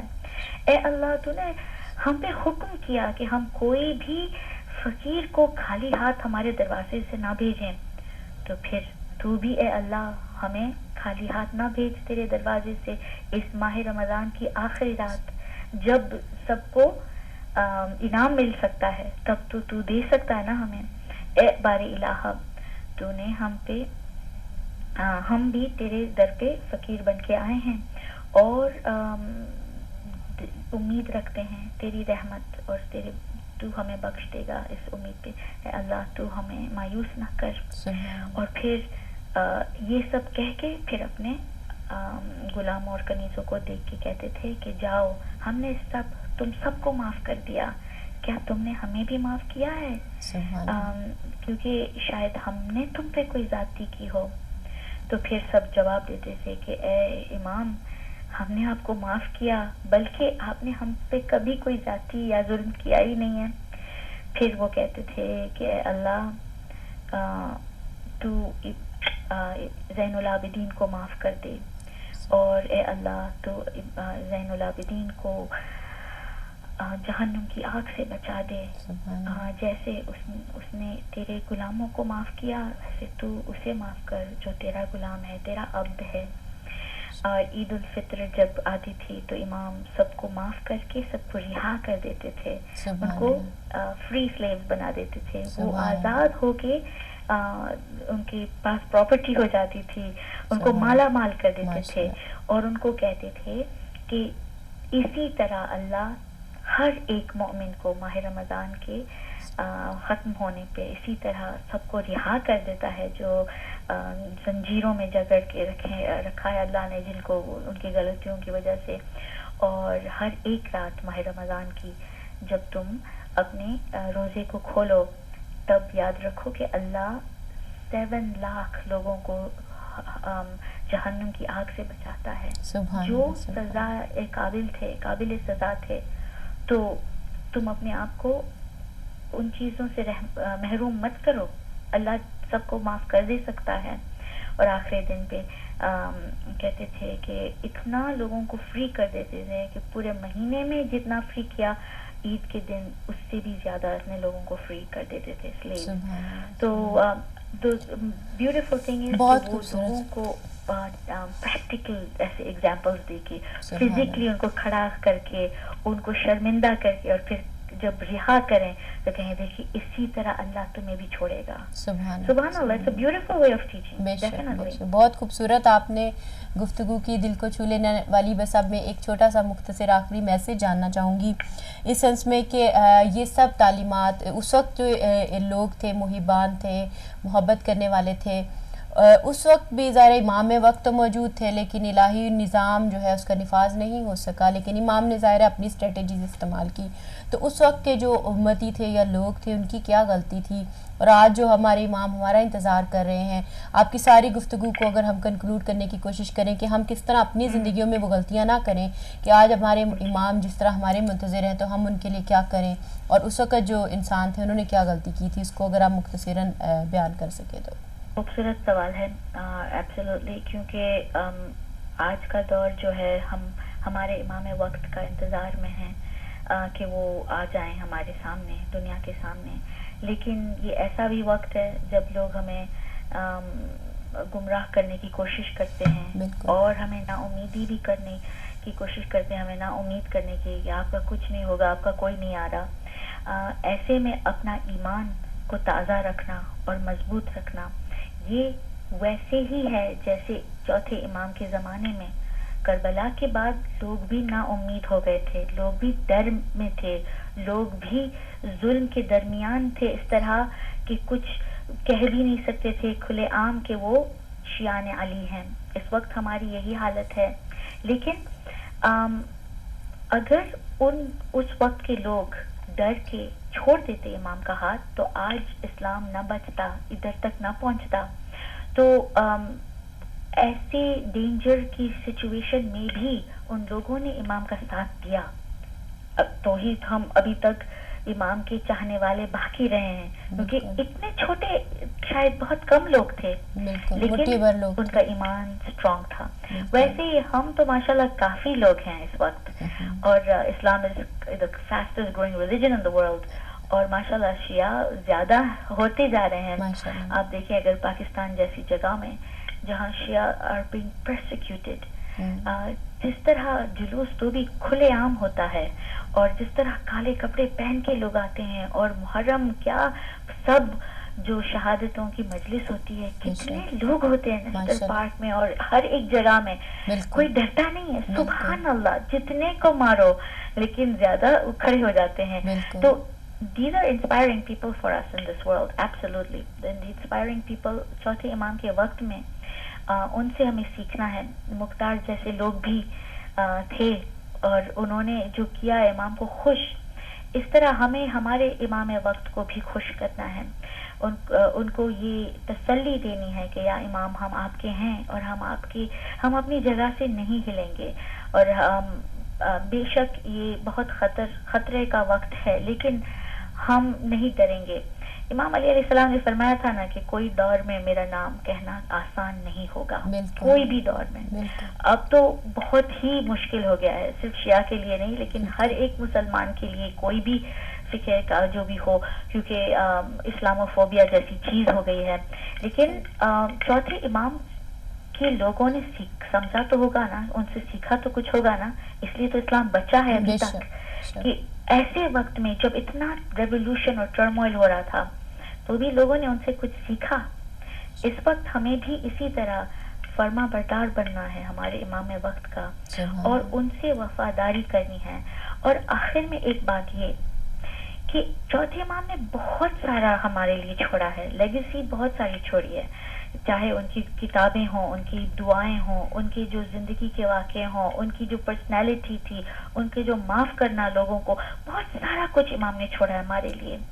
the way he treated his mother, ان کی اسٹیپ مدرس تھیں سب, لیکن ان کے ساتھ جب کھاتے تھے تو کہتے تھے کہ میں ان کے ساتھ نہیں کھاؤں گا, اور شاید ان کو کچھ کھانا ہے اور میرے سے وہ میرا لحاظ کر کے وہ نہیں ہاتھ بڑھاتے اپنا. he has shown us a very beautiful way of living, but one of the most important things امام ہم کو چھوڑ کے گئے ہیں as a legacy, وہ مجلس حسین کا پیغام کبھی نہ چھوڑو. یہ مجلس بپا کرنا, آج کا دور ایسا ہو گیا نا فیصل باجی کہ ہم سوچتے ہیں کہ بس آن لائن مجلس سن لیں گے, ہمیں مسجد میں جانے کی ضرورت نہیں ہے, کیونکہ we will select the Maulana that we like, کہ ذاکرہ جو ہم پسند کرتے ہیں, اور ان کی مجلس سن کے گھر پہ بیٹھ جائیں گے. بے شک یہ ہمارے لیے آپشنز ہیں, لیکن اس کا مطلب نہیں ہے کہ ہم مسجد میں نہ جائیں, امام بارگاہ میں نہ جائیں, کیونکہ اگر ہم امام بارگاہوں کو اکیلا چھوڑ دیں گے تو لوگوں کو کبھی پتہ نہیں چلے گا کہ آج عاشور ہے. سب گھر پہ بیٹھ کے اگر سن لیں خدا نہ خواستہ تو کیسے مجلس امام بارگاہیں فل ہوں. امام نے ہمیں ایک لیگیسی چھوڑ کے وہ گئے ہیں کہ اگر گھر پہ شادی بھی ہو تو ہم نہیں آئیں گے جب تک کہ تم مجلس حسین نہ رکھو, جب تک کہ تم یہ یاد نہ رکھو کہ ہم نے بہت قربانیاں دی ہیں, اس لیے تو تمہیں یہ دین ملا ہے, اور یہ سب جو تمہیں نعمتیں ملی ہیں نا, یہ ہماری وجہ سے ہوئی ہے کہ امام نے اسلام کو بچایا تاکہ تم مسلمان بن سکو, تاکہ اللہ تم سے خوش ہو جائے. اور ان کے آنسو وہ جو انقلابی بھی تھے, کیونکہ ہمیں اس دور میں بھی انقلابی آنسو اس دور میں بھی رونے ہیں, تاکہ لوگ سمجھیں کہ ہم نہیں چھوڑیں گے یہ رونا. اور ان کے آنسو ڈیپ گریف بھی تھے, اٹ واز ٹرو غم حسین. یہ ہمیں اپنے دل سے کبھی نہیں چھوڑنا, کبھی نہیں خالی کرنا ہمارا دل, جتنا بھی روئیں کم ہے, کیونکہ امام نے 40 سال آنسو بہائے ہیں, اور اگر اللہ اور زندگی دیتا تو وہ اور بھی روتے. اور آخر میں بس یہ ایک حدیث آپ کے سامنے پیش کروں کہ 5ویں امام نے کہا کہ ہسٹری میں 5 ایسی شخصیت ہیں جنہوں نے بہت آنسو بہائے ہیں. ہم کیسے چوتھے امام کو یاد کریں اور ان کے آنسو نہ یاد کریں. بے شک خوشی کا دن ہے, لیکن یہ وہ ایسی ہستی ہے کہ ان کی زندگی کو دیکھ کے ہمیں فخر بھی ہوتا ہے, خوشی ہوتی ہے کہ وہ آئے اس دنیا میں, لیکن ان کے ساتھ جو ہوا ہے نا اس پہ کیسے آنسو نہ بہائیں. 5ویں امام فرماتے ہیں کہ 5 ایسی ہستیاں ہیں جنہوں نے بہت آنسو بہائے. ایک حضرت آدم, جنہوں نے اپنی جب غلطی کی ہے تو اتنا روئے کہ ان کے رخسار پہ کیا کہتے ہیں like indentations ہو گئے, like valleys. He said his cheeks looked like valleys. پھر حضرت یعقوب جو اتنے روئے اپنے بیٹے یوسف پہ کہ وہ نابینا ہو گئے. پھر تیسری شخصیت حضرت یوسف, جنہوں نے اتنا رویا, اتنا آنسو بہائے کہ جو اور قیدی تھے انہوں نے کہا کہ آپ یا تو صبح کو روئیں یا تو رات کو, کہ ہمیں آپ کے آنسو سے بہت تکلیف ہوتی ہے. اور چوتھے بی بی فاطمہ الزہرا سلام اللہ علیہا کہ اتنے روئے ہیں کہ مدینہ کے لوگ اسی طرح کہتے تھے کہ آپ یا تو صبح کو روئیں یا تو رات کو. اور جب بیت الحزن بنایا تو ہمیں یہ احساس ہوتا ہے کہ کتنا رونا تھا بی بی کو, اور امت نے رونے نہیں دیا. اور 5 میں ہمارے سید سجاد کہ اتنے روئے ہیں اپنے بابا پہ, امام حسین پہ روئے ہیں, علی اکبر پہ روئے ہیں, کہ جب بھی کھانا دیکھتے تھے تو روتے تھے. جب آنسو روتے تھے تو لوگ ان سے بھیک مانگتے تھے, التجا کرتے تھے, درخواست کرتے تھے, امام آپ اتنا نہ روئیں. امام کہتے تھے کہ میرے غم کو تم نہیں سمجھ سکتے. جب بھی میں فاطمہ کے لال کے بارے میں سوچتا ہوں تو میرے آنسو میرے حلق میں پھنس جاتے ہیں. اور جب وہ یتیم کو کھلاتے تھے ہاتھوں سے تو ان کے چہرے کو دیکھ کے روتے تھے. لوگ کہتے تھے امام آپ اس یتیم کو خوش کر رہے ہیں, آپ کیوں رو رہے ہیں؟ کہتے تم نہیں سمجھتے. اس غریب بھوکے چہرے کو جب دیکھتا ہوں نا تو مجھے سکینہ یاد آتی ہے. سکینہ اسی طرح مجھے دیکھتی تھی, اس کی آنکھیں بہت حسرت بھری نظر سے مجھے دیکھتی تھی, اور میں ایک بھائی اور ایک امام اور اسے کچھ کھلا نہ سکا, نہ پلا سکا, نہ اسے دفن کر سکا, نہ اسے کفن دے سکا. سو ہم اس امام پہ قربان, جنہوں نے بہت قربانیاں دی اسلام کو بچانے کے لیے, اور ہمیں بہت پراؤڈ کیا امام نے. بہت بہت شکریہ سسٹر, اللہ نے ہمیں ایسا امام دیا جن کے بارے میں جتنا کہیں کم ہے, جتنی تعریف کریں کم ہے. اللہ سبحانہ و تعالیٰ ہمیں توفیق دے کہ ہم ایک بھی ڈراپ ان کے جیسے بن سکیں, ایک بھی جھلک ان کی ہمارے میں اگر آ جائے تو ہمیں دنیا بھی مل جائے اور آخرت. سبحان اللہ, بہت بہت شکریہ. الہی آمین, جزاک اللہ خیر. بہت شکریہ سسٹر, آپ ہمارے ساتھ شامل ہوئی اور اپنا وقت دیا ہمیں, ہم بے حد شکر گزار ہیں آپ کے. جی بہت ہی خوبصورت گفتگو کی. ہمارے ساتھ تھی ذاکرہ شاعرہ جعفر ڈھلا امریکہ سے, جو اپنی ہالیڈیز کے لیے گئی تھیں, لیکن ہمارے لیے خصوصی انہوں نے وقت نکالا اور امام کی شان میں اتنی خوبصورت گفتگو کی کہ یقیناً ہر سننے والے کا دل اس سے جو ہے تسکین پائے گا اور اس کو بہت کچھ سیکھنے کو ملے گا. السلام علیکم. ولادت باسعادت امام زین العابدین بہت بہت مبارک. کون ہیں اور کیا کہیں گے؟ مبارک. السلام علیکم ورحمۃ اللہ. السلام بھائی.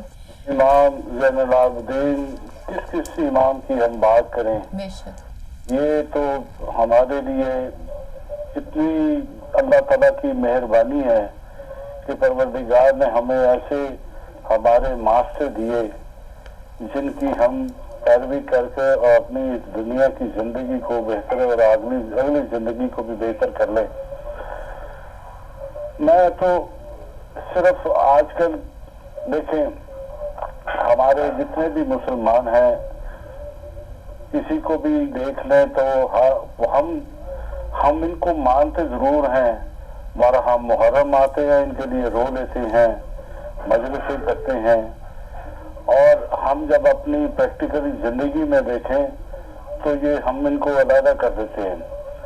تمام امام کی جتنے بھی ہمارے لیے ایڈوائزز ہیں, یہ جس طرح ان کی پیروی کرتے ہیں, ہم ان کے پیچھے چلتے ہیں, وہ ہماری زندگیوں میں نہیں ہے. جب ہم پریکٹیکل زندگی میں آتے ہم تو پھر اسی دنیا داری کی زندگی کو, وہی امپریشن, وہی ہمارے اندر چیزیں آ جاتی ہیں کہ ہم ایک دوسرے کے بھی, میرا مطلب ہے وہ کیا کہتے ہیں کہ وہ چیز نہیں آتی ہے ہمارے. میں کہوں گا علماء کو کہ اس بات کی ضرور کریں, اب ہمیں اس کے اوپر لیکچر دیے جائے کہ اماموں کی زندگی اور ہماری زندگی میں کیا فرق ہے. ہم سب کچھ ادھر سے بھی سنتے ہیں, لیتے ہیں, لیکن وہ ہماری زندگی میں داخل کیوں نہیں ہوتا. ہم آ کے وہی منافقتیں, وہی جھوٹ, وہی ایک دوسرے کی وہ کرتے رہتے ہیں. نہ تو ہماری اولادوں میں آتی ہے, صرف ہم محرم کے دنوں میں آ کے رو لیتے ہیں, بیٹھ کے نیازیں دے دیتے ہیں. اب یہی سب سے بڑا المیہ ہے کہ یہ چینل اللہ تعالیٰ نے ہمیں دیا ہوا ہے, ہدایت چینل. ہمیں ہمارے آ کے بیٹھ کے وہ آ کے میرا مطلب ڈونیشن مانگنی شروع کر دیتے ہیں, اور اس طرح کرتے ہیں کہ کیا بتائیں کہ یہ چیزیں ہمارے اندر داخل نہیں ہوئی ہیں. ہم امام کو اس لیے مانتے ہیں کہ ہم بس ایک خیال رکھا ہوا ہے, بخشش کا رکھا ہوا ہے کہ ہم ان کو مانتے ہیں تو ہم نے بخشے جانا ہے. ہماری زندگی میں وہ چیزیں کیوں نہیں آتی ہیں جو امام کو اسوہ حسنہ ہے, جو اہل بیت نے ہمیں دیا ہے, ہم اس کے اوپر نہیں چلتے ہیں. ہماری زندگی میں وہ کیوں نہیں چینجنگ آتی. اگر تمام شیعہ, مولا علی کا بھی قول ہے मौला जी ने एक दफा सुबह की नमाज पढ़ के कब्रिस्तान की तरफ जा रहे थे, तो पीछे सहाबी थे उनके, तो पीछे मुड़ के देखा तो उनको कहा आप कौन हो? मैं कहा मौला हम आपके मानने वाले, आपके सहाबी मानने वाले हैं। तो मौला ने कहा कि तुम्हारे चेहरों पे मौत की जर्दी क्यों नहीं है? तुम्हारी कमरे और तुम्हारी शिकन एक एक सजदे कर करके या रुकू कर करके पतले क्यों नहीं हो गए हैं? तो ये मोमिन की निशानी है। लेकिन हम दुनिया की इसको अलहदा क्यों कर देते हैं कि जब कोई वक़्त आए, सबसे बड़ा इम्तहान ये है कि हदायत टीवी को डोनेशन करना होता है, तो वो आके बैठ जाते मौलाना दिन रात। बहुत शुक्रिया आपका भाई। डोनेशन ज़ाहिर होंगे तो ही हमारा चैनल चलेगा, लेकिन अलबत्ता सारा दिन हमारे बहुत से तामीरी प्रोग्राम भी चलते हैं। यकीनन अगर हम डोनेशन नहीं लेंगे तो हम किस तरीके से वो खुदा न खास्ता कोई अपनी ज़ात के लिए तो नहीं ले रहे होते, लेकिन यह है कि देखिए ज़ातों पे नाफिज करना, अब मैंने अगर इंटेंशन की है कि मैंने अपनी ज़ात पे ये सूल नाफिज करना है, जैसे कि अभी हमारी सिस्टर ज़ाकिरा बता के गई कि अपने दुश्मन से भी मोहब्बत भरा सलूक इमाम करते थे। जब आप दुआ भी करते थे तो आप अल्लाह से ये दुआ करते थे कि कोई मुझ पे जुल्म करे तो मैं उसकी तरफ नरमी से पलटूं। तो हम हमारी क्या चीजें हैं, मैं यही चीजें बयान कर रहा हूँ कि हमारे जितने भी शिया हैं या जितने भी मानने वाले हैं, हमने ये बस एक तड़का रखा हुआ है कि मुहर्रम आए तो रोए, और जब अमली जिंदगी आए तो हम एक दूसरे से मुंह छुपाते फिरते हैं। ये चीजें मैं अब इसके ऊपर रिक्वेस्ट भी करूंगा कि हमारे जितने भी दीनी उलमा हैं वो इन चीजों के आके ऊपर करें कि वो चीजें हमारी जिंदगियों में आए, कि जिस तरह इमाम माफ किया करते थे, वो तो अल्लाह गफूरुर रहीम में माफ करने वाला है। हमारे आइमा भी इसी तरह थे, जो अल्लाह के अंदर चीजें हैं वो वही करते रहे, और हमें भी वही करनी चाहिए, क्योंकि हमारे में जितनी देर तक ये रोना धोना, तो अल्लाह ताला ने, हम तो रोते रहेंगे क़यामत तक, लेकिन हमारी जिंदगी के अंदर वो चीजें अभी दाखिल नहीं हुई कि हम एक दूसरे के ऊपर रहम करें, एक दूसरे की मदद करें। हम बारगों में हम इस तरह से हों कि पता चले, नजर आए हम इस दुनिया के दूसरे भी जितनी अवामुन्नास है उनके साथ भी अच्छी हों। जी बहुत शुक्रिया भाई, और भी अहले बैत के मानने वाले हैं। बेशक बिल्कुल बहुत दुरुस्त पॉइंट आपने बयान किए, बेहद शुक्रिया आपका, बहुत शुक्रिया। वालेकुम अस्सलाम। अस्सलाम वालेकुम, कौन है, कहाँ से, और आपको विलादत इमाम ज़ैनुल आबिदीन बहुत बहुत मुबारक। अस्सलाम वालेकुम फैज़ा जी। वालेकुम अस्सलाम। जी देखो, ਜਿਹੜੀ ਜ਼ਕੀਆ ਨੇ ਗੱਲ ਕਰ ਰਹੀ ਸੀਗੀ ਆਪਣੇ ਯੂਨਾਈਟਿਡ ਸਟੇਟਸ ਆਫ ਅਮਰੀਕਾ ਤੋਂ, she was very nice articulate young lady, ਬਹੁਤ ਸੋਹਣੀਆਂ ਉਹਨਾਂ ਨੇ ਗੱਲਾਂ ਕੀਤੀਆਂ। ਦੇਖੋ ਇਮਾਮ ਜਿਹੜੇ ਸਾਡੇ ਵਾਸਤੇ, ਭਾਵੇਂ ਅਸੀਂ ਅਹਿਲੇ ਸੁन्नत ਜਮਾਤ ਰੱਖਦੇ ਹੈਗੇ, ਭਾਵੇਂ ਅਸੀਂ ਸ਼ੀਆ, ਸਭ ਤੋਂ ਵੱਡੀ ਜਿਹੜੀ ਸ਼ਖਸੀਅਤ ਹੈ ਸਾਡੇ ਵਾਸਤੇ, that is our ਨਬੀ ਸੱਲੱਲਾਹੁ ਅਲੈਹਿ ਵਸੱਲਮ। ਜਿਹੜੇ ਨਬੀ ਸੱਲੱਲਾਹੁ ਅਲੈਹਿ ਵਸੱਲਮ ਨੇ ਅੱਲਾਹ ਉਹਦੇ ਬੇਟੇ ਨਹੀਂ ਸੀਗੇ, ਉਹਨੇ ਕਿਹਾ ਸੀਗਾ ਇਮਾਮ ਹਸਨ ਤੇ ਇਮਾਮ ਹੁਸੈਨ ਮੇਰੇ ਬੇਟੇ ਨੇ। ਇਸ ਹਿਸਾਬ ਨਾਲ ਇਮਾਮ ਜਿਹੜਾ ਸਾਜਿਦ ਜਿਹੜਾ ਸੀਗਾ ਨਾ, ਜਿਹੜਾ ਚੌਥਾ ਇਮਾਮ ਸੀਗਾ, ਇਹ ਨਬੀ ਸੱਲੱਲਾਹੁ ਅਲੈਹਿ ਵਸੱਲਮ ਪੜ੍ਹਦਾ ਸੀਗਾ, ਸਮਝ ਗਿਆ ਨਾ। ਇਸ ਹਿਸਾਬ ਦੇ ਨਾਲ ਗੱਲ ਇਹ ਹੁੰਦੀ ਹੈ ਕਿ ਜਿੰਨੇ ਇਮਾਮ ਆਏ ਹੈਗੇ ਆ, ਇਮਾਮ ਸਾਰਿਆਂ ਨੂੰ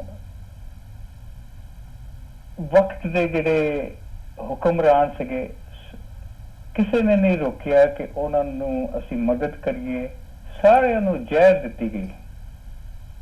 ਅਖੀਰਲਾ ਜਿਹੜਾ ਹੁਣ ਦੁਨੀਆ ਦੇ ਉੱਤੇ ਇੱਕ ਤੁਸੀਂ ਜਿਹੜਾ ਹੈਗਾ, ਹਰ ਇੱਕ ਇਨਸਾਨ ਜਿਹੜਾ ਹੈਗਾ ਨਾ, ਉਹਨੂੰ the well-being of the fellow man, ਇਹ ਇਮਾਮ ਜਿਹੜੇ ਮਹਿੰਦੀ ਅਲ-ਇਸਲਾਮ, ਜਿਹੜੇ ਅਖੀਰਲੇ ਜਿਹੜੇ ਇਮਾਮ, ਜਿਹੜੇ 12ਵਾਂ ਇਮਾਮ ਦੇ ਵਿੱਚੋਂ ਆ। ਮੈਂ ਆਪਣੀ ਦੁਨੀਆ ਦੇ ਉੱਤੇ ਨਾ ਮੈਂ ਬਹੁਤ ਕੁਛ ਦੇਖਿਆ ਹੈਗਾ, I've seen a lot। ਇਮਾਮ ਰਜ਼ਾ ਉੱਤੇ ਜਿਹੜਾ 8ਵਾਂ ਇਮਾਮ ਸੀਗਾ, ਮੈਂ ਉਹਦੇ ਰੋਜ਼ੇ ਉੱਤੇ ਗਿਆ, ਇੱਕ ਮੇਰਾ ਮਤਲਬ ਅਚਾਨਕ ਹੀ ਇੱਕ ਵਾਕਿਆਤ ਹੋਇਆ ਤਾਂ ਉੱਥੇ ਜਾਣਾ ਪਿਆ। ਜ਼ਿੰਦਗੀ ਦੇ ਵਿੱਚ ਜਿਹੜਾ ਹੁੰਦਾ ਫਾਇਦਾ, ਜਿੰਨਾ ਮਰਜ਼ੀ ਅਸੀਂ ਗੱਲਾਂ ਕਰ ਲਈਏ, ਜਿੰਨੀ ਤੱਕ ਅਸੀਂ ਇੱਕ well being of the human species ਨਹੀਂ ਇਨਸਾਨਾਂ ਨੂੰ ਇਨਸਾਨ ਨਹੀਂ ਸਮਝਿਆ। ਮੈਂ ਕੱਲ ਵੀ ਇਹ ਗੱਲ ਕੀਤੀ ਸੀ ਕਿ ਇਨਸਾਨਾਂ ਨੂੰ ਇਨਸਾਨ ਨਹੀਂ ਸਮਝਾਂਗੇ, you can forget every religion. ਜਿਹੜਾ ਪਹਿਲਾ ਕਾਲਜ ਸਾਡਾ ਕਹਿੰਦਾ ਮਾਸ਼ਾਅੱਲਾ ਅੱਛੀਆਂ ਗੱਲਾਂ ਕੀਤੀਆਂ ਕਿ ਸਾਡੇ ਦੀਨ ਦੇ ਵਿੱਚ ਨਾ ਸਾਡੇ ਇਮਾਮਾਂ ਨੂੰ ਬਹੁਤ ਕਮ ਇਲਮ ਆ। You got to look at all the, whether you're Shia, whether you're Sunni, we've got to look at the internal aspect of what our God needs. Assalamu alaikum. बहुत शुक्रिया, बहुत शुक्रिया। अस्सलाम वालेकुम, कौन है, कहाँ से? बहुत बहुत मुबारकबाद आज इमाम की विलादत वसादत पे, क्या कहेंगे? आपको तमाम मुसलमानों को बहुत बहुत मुबारक हो।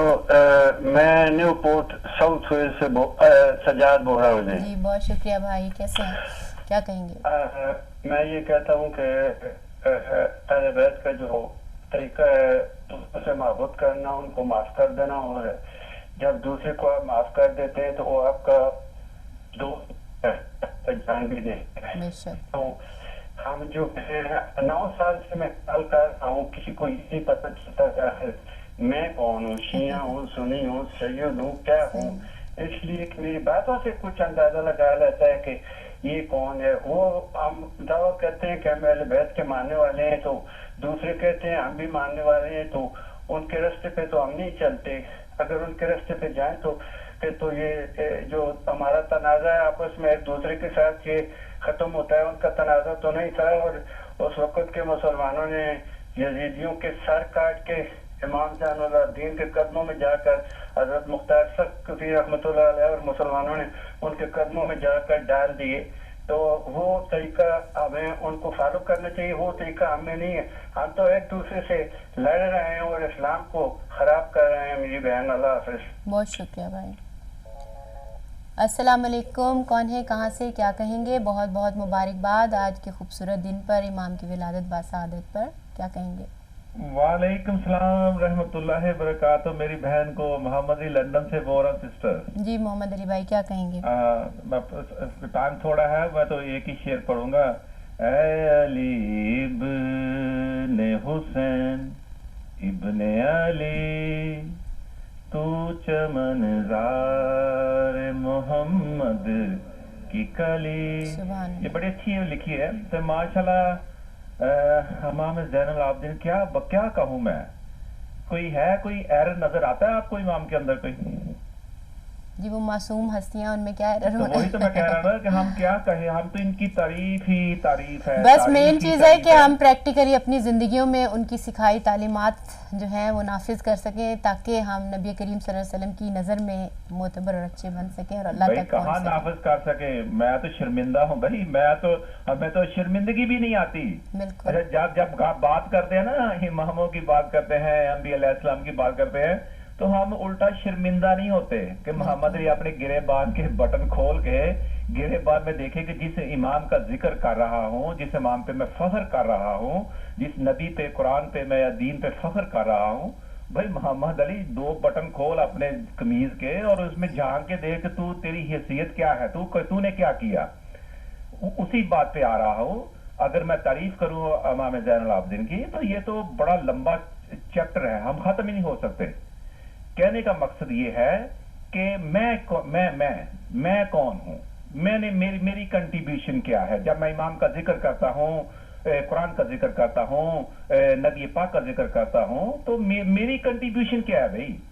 मेरी कंट्रीब्यूशन उसका कोई अफेक्ट है अराउंड माय फैमिली और माय नेबर्स और मेरे टाउन के अंदर जहाँ मैं रह रहा हूँ, इसके ऊपर रोशनी डालनी चाहिए, इसके ऊपर किसी के नहीं।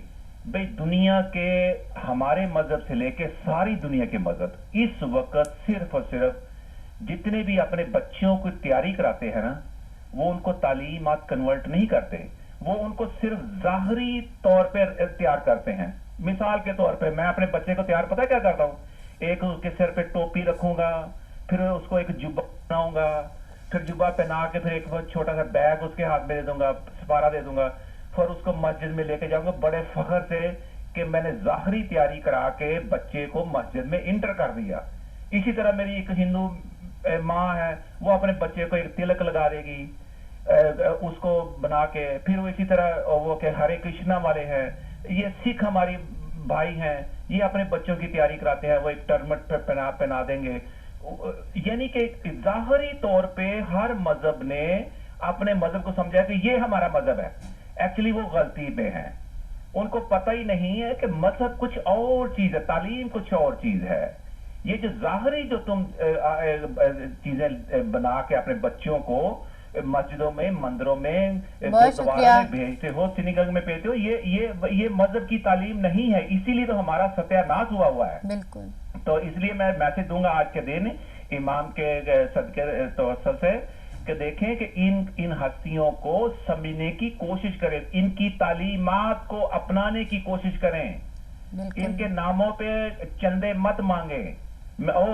جو میرے ہم سنی ہے نا، سنیوں کو تو اتنا فن آتا ہے ان اماموں کے نام پہ چندہ مانگنے کا. میں تو کہتا ہوں آپ کو بھی سیکھنا چاہیے ان سے کہ جو میرے اہل تشیع علماء دین ہے نا، ان کو نہیں پتہ لگتا کہ اماموں کا ذکر کر کے یا ان کے نام پہ چندہ کس طرح کٹا کرنا. ان کو کلاس لینی چاہیے سنیوں سے، ان کو پتہ چلنا چاہیے کہ سنی کس طرح ان کے نام پہ پیسہ اکٹھا کر لیتے ہیں. تو کہنے کا لاز مقصد یہ ہے کہ میری بہنوں بھائیوں، اگر آپ نے اس دنیا کو جنت بنانا ہے تو بچوں کو تعلیمات دو. ڈزنٹ میٹر ہندو ہے، سکھ ہے، مسلمان ہے، ان کی تعلیمات پہ زور دو گے تو ٹھیک ہے. ظاہری طور پہ کچھ نہیں ہونے والا جو ہم کر رہے ہیں یہ صرف ظاہری ہے. تو اللہ کرے کہ ان اماموں کے صدقے ہمارے جو ان کی تعلیمات ہے ان پہ بہت شکریہ. ٹائم ہمارا فنش ہو رہا ہے. جی بے حد شکر گزار ہے آپ. تھینک یو ویری مچ میری بہن مجھے ٹائم دینے کا. جی بہت شکریہ. جی ہم اختتام کی جانب بڑھیں گے اس دعا کے ساتھ کہ رب کریم ہماری صدنہ سی کاوش کو قبول فرمائے، اور سسٹر ذاکرہ شائروف جعفر دھلا صاحبہ کی بے حد شکر گزار ہے کہ وہ رات کے اس پہر جو ہے وہ ہمارے لیے جاگی، ہمارے لیے جو ہے وہ انہوں نے کوشش کی اور ہمارے پروگرام میں شرکت کی. اور دعا کریں گے کہ جہاں رہیں آپ سب لوگ خوش رہیں. ایک آخری کال لے لیتے ہیں. السلام علیکم. ہمارا پروگرام ختم ہو رہا ہے، اگر آخری مختصراً بات آپ کر سکیں. ولادت پہ بہت بہت مبارکباد.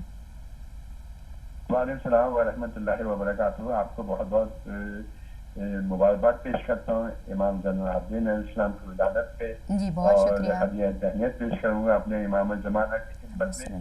بہت ہی خوشی کا دن ہے اور بہت ہی خوبصورت انداز میں مختلف لوگ یہاں پہ آ کے بیان بھی کرتے ہیں. میں صرف کیونکہ امام نے ہمیں اتنی تعلیمات عطا کی ہیں، اتنی دعاؤں کے ذریعے سے، اتنی مصائب ہونے کے باوجود جو اگر قدم قدم پہ ہم لوگ وہ پڑھیں اور اس پہ عمل کرنے کی کوشش کریں تو کوئی وجہ نہیں ہے کہ ہم بہترین انسان بن سکتے ہیں. اور بہت ہی خوبصورت ایک بات میں آپ کے ساتھ ضرور شیئر کرنا چاہوں گا. گناہ کے بعد اس پر ندامت اس بات کی علامت ہوتی ہے کہ وہ گناہ کو برا سمجھتا ہے. اگر کوئی شخص گناہ کرتا ہے وہ یہ سوچے کہ یہ گناہ بہت بڑی چیز ہے تو اس کا مطلب ہے وہ سمجھتا ہے کہ واقعی مجھے گناہ نہیں کرنا چاہیے تھا. اگر یہ علامت کسی میں پائی جائے تو وہ اس سے یہ امید کی جا سکتی ہے کہ وہ گناہ کو چھوڑ دے، ترک کر دے.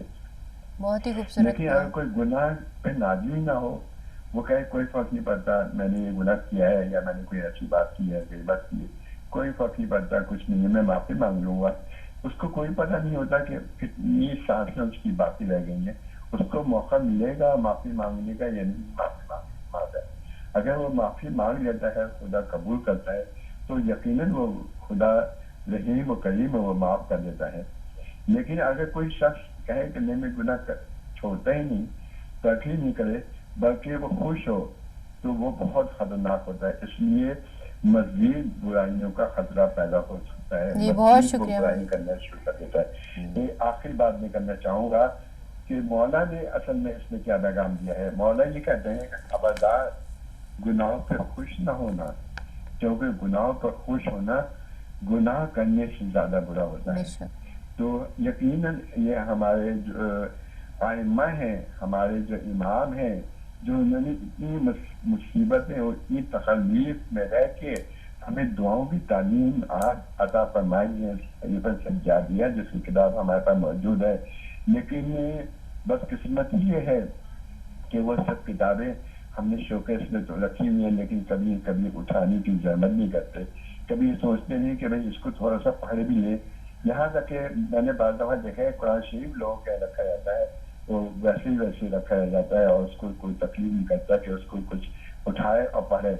यकीन हमारे लिए बहुत इम्पोर्टेंट मैसेज है और मैं आपका बहुत बहुत शुक्रगुजार जी हूँ। बेहद शुक्रिया, अल्लाह हाफिज़। जी अब हम इजाज़त चाहेंगे आपसे भी। ये बहुत खूबसूरत पैगाम हमारे भाई ने दिया कि गुनाह पर नदामत ना करना और उसको बुरा ना समझना उससे भी बुरी बात है। कम से कम अगर आप नदामत करते हैं तो कम से कम आप बुराई को बुराई समझ रहे हैं। लेकिन आज का दौर के हिसाब से इस सेइंग को देखें तो बहुत ही अहमियत की हामिल है कि आज के दौर में लोग गुनाह करके ना तो उस पर पशेमान होते हैं ना उसको बुरा समझते हैं। वो समझते हैं सब कर रहे हैं, मैंने कर लिया तो कौन सी बड़ी बात हो गई। तो ये जो कॉन्सेप्ट है इस चीज़ को रद्द करने की ज़रूरत है। और जिस तरह भाई ने बहुत ही खूबसूरत दुआ के साथ हमारे इख्तितामी मराहिल में अपना जो कॉल था इमाम का शेयर किया, हम दुआ गो रहेंगे कि अल्लाह ताला हमें तमाम गुनाहों से पाक साफ़ रहने की तौफीक दे, इस काबिल करे कि हम सच्ची तौबा के काबिल बन सकें और अपने आइमा अलैहिस्सलाम की मोहब्बत भरी तालीमात जिसमें इखलाकियात का औज है, नरमी है, मोहब्बत है, माफ़ करना है, दरगुजर है, एक दूसरे का एहसास करना है, हत्ता के जानवरों और दूसरी मखलूक़ात के साथ भी इंसाफ और प्यार का बर्ताव रखना है। अल्लाह ताला हमें तौफीक दे कि हम अपने अंदर ये खुसूसियात पैदा कर सकें ताकि हम उनके सच्चे मानने वाले बन सकें।